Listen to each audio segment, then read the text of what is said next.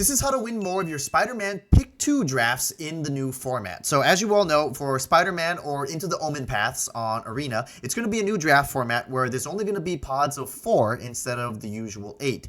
And you're going to do 2 picks per pack, which is very similar to whenever you draft commander sets. So if you drafted Commander Masters, you're probably very familiar with this. It was pick 2 each pack, which I thought was pretty fun.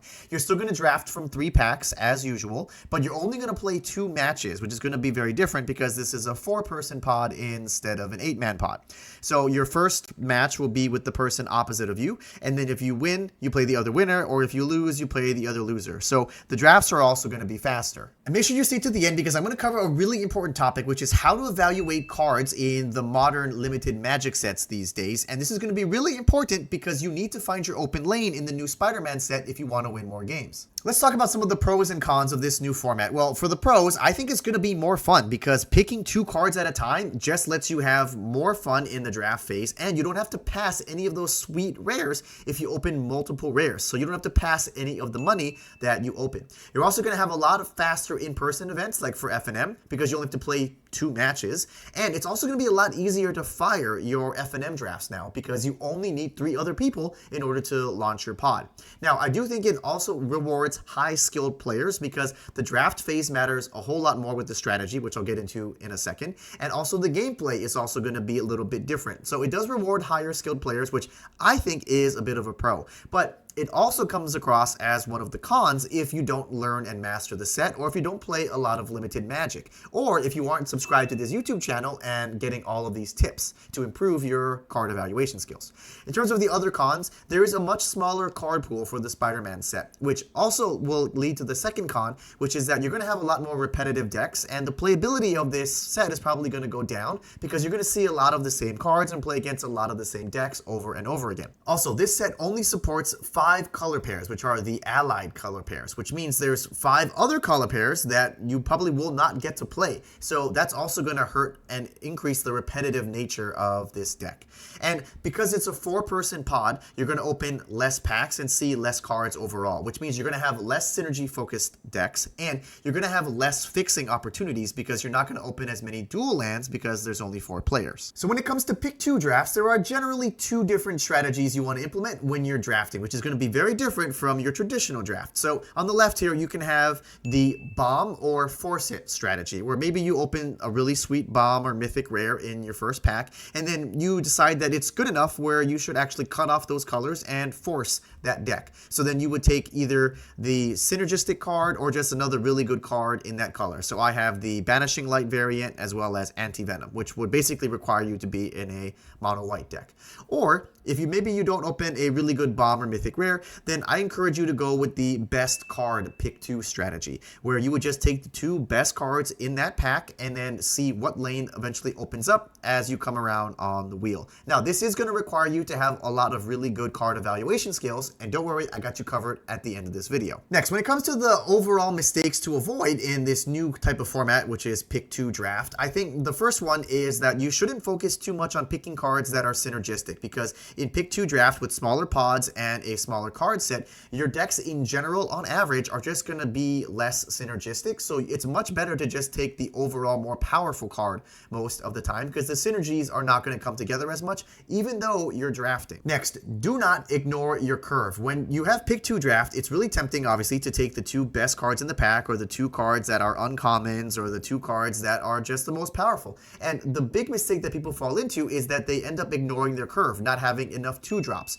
or not having enough removal, or maybe having too much removal because you get really excited and you get to pick 2 cards. So don't make that vital mistake. You want to make sure you still have a viable deck that won't die to aggro and can properly curve out when you need to. The next mistake is just assuming that it'll be easy to splash a really good bomb rare or uncommon that you open because, again, as I mentioned at the beginning of the video, you're opening less packs overall because it's a 4-man pod, so you're not going to get that many dual lands. And it's not necessarily worth it to splash in this format because you can pick 2 cards cards every single turn, so you should be able to take enough cards to fill out your curve and enough removal spells and then enough top-end threats. And the last overall mistake is that you shouldn't just keep drafting in a vacuum with your head down, not trying to improve your card evaluation skills in this set, because that's one of the advantages of a pick 2 set is you get to do more drafts on average on Arena, and that will allow you to see more cards and play more games, which should in fact actually help you improve your card evaluation skills over time. So as you're playing this Spider-Man set as it evolves over the next season,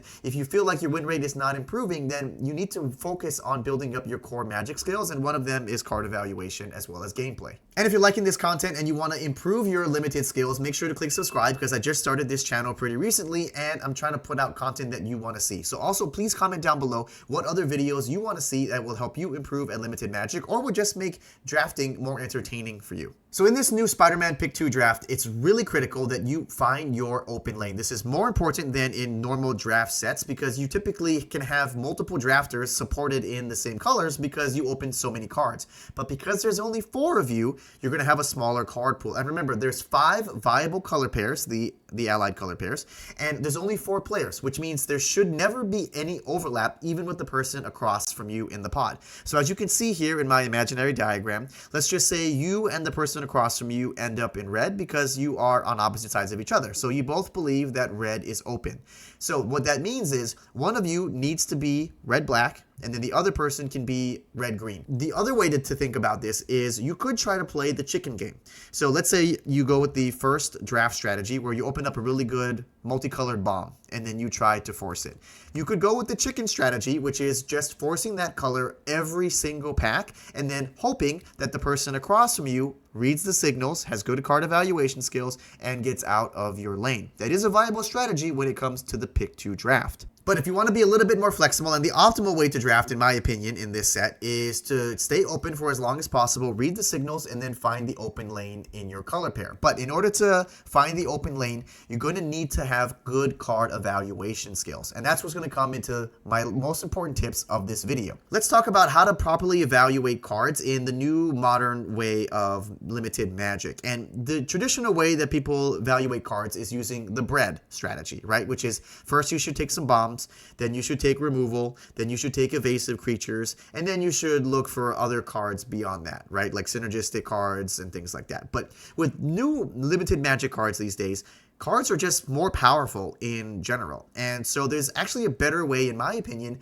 to value cards. And I think you should be looking at cards that produce value or give you 2-for-1s on their own. So looking for cards that have good enter the battlefield abilities, have good maybe potential dies or leaves the battlefield triggers. So that's kind of like an ETB, right? Or it just straight up gives you card advantage. That could be drawing you cards. That could be helping you surveil 2 or 3. That could be giving you some card selection or some scry. Or that could be helping you loot in some fashion. Or that could be returning a card from your graveyard back to your hand, because that's also basically drawing a card. So I think you should actually value the value cards highest, as opposed to your bombs or removal. Then after that, I would say if you see a card in the pack that follows the bread strategy, then you should take that next and realize that that's a very strong signal that that color pair is open. Then if there's nothing else that fits those categories, then I would go with the general vanilla test, right? And see if there's something that's maybe 2 mana for 3/3 or something along those lines. And then I would look at cards that have the most flexibility. So if you were to take that a little bit earlier in the draft, could it go into multiple different synergies or multiple different strategies? And what was the overall viability of that making your deck? Because there's about 10 cards that you'll draft that you're not going to play in your draft deck, right? So that means you can make 10 incorrect picks. But when you're doing pick 2, that actually means you can only make 5 incorrect choices because you're picking 2 cards at a time. So you should actually value cards that give you a little bit more flexibility than normal in this type of set. And for some of these examples here, to illustrate these card evaluation skills, I've got Generous Betty Ray on the left. Now, a lot of content creators right now actually think this is White's best uncommon, but I actually disagree. If you look at it from a value perspective, do you get a 2-for-1? Well, it's a 3 mana, 2/3, so it fails the vanilla test. Even if you put the counter on itself, which by the way, you can't, if you could put the counter on itself, it'd be a 3 mana, 3/4, which does pass the vanilla test. But does it give you a lot of value? Is a +1/+1 counter worth a card? Probably not. It's maybe worth half a card.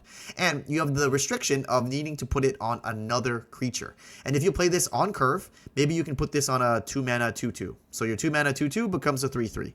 Is that really impactful? Is that a 2-for-1 play? Is that going to give you a lot of value? Does that force your opponent to use a removal spell on a 3/3?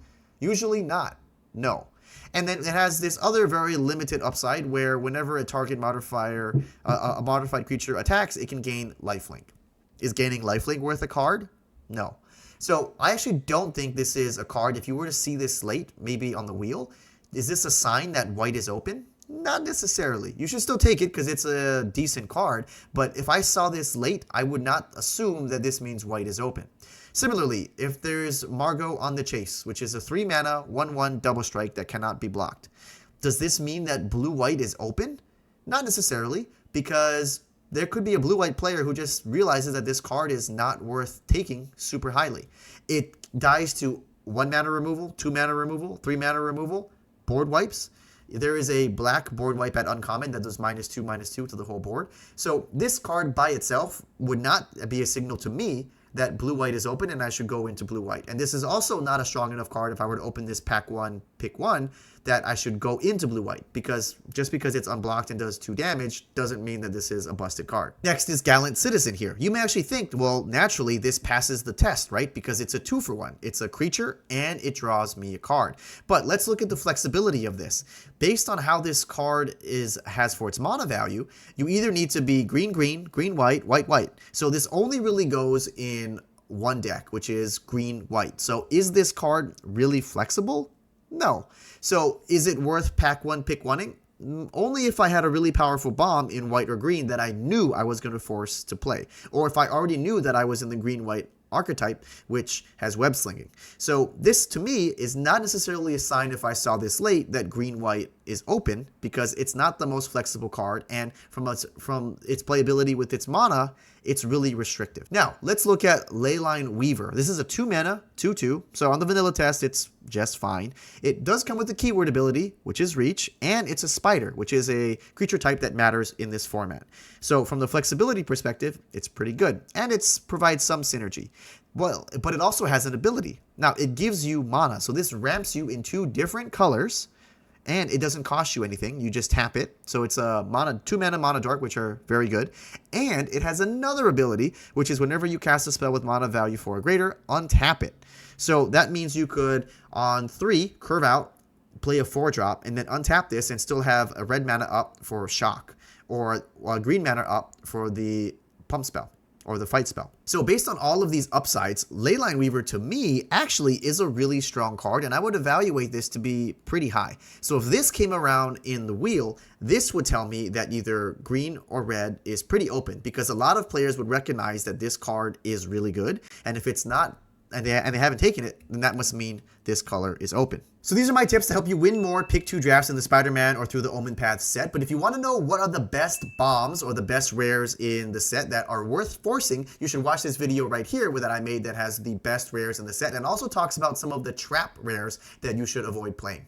Thank you all for watching, and subscribe so I can grow this channel and make more videos that you want to see.